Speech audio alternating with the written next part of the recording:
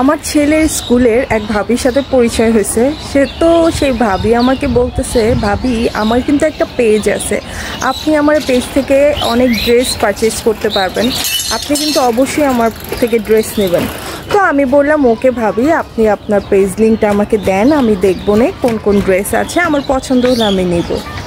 Okay fine, আমি ড্রেসের পেজটাতে ঢুকলাম, দেখলাম হচ্ছে ড্রেসগুলো ভালোই, বাট আমার পছন্দ হয় নাই, আমার কিনতে ইচ্ছা করে নাই। এখন সে 1 মাস আমার সাথে খুব ভাবি করলো।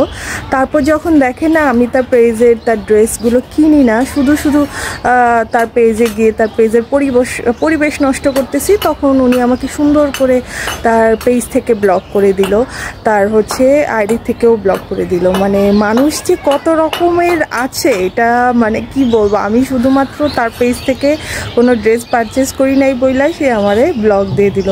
হায় রে মানুষ, মানে আন্তরিকতা কিচ্ছুই না, ব্যবসাটাই হচ্ছে মেইন।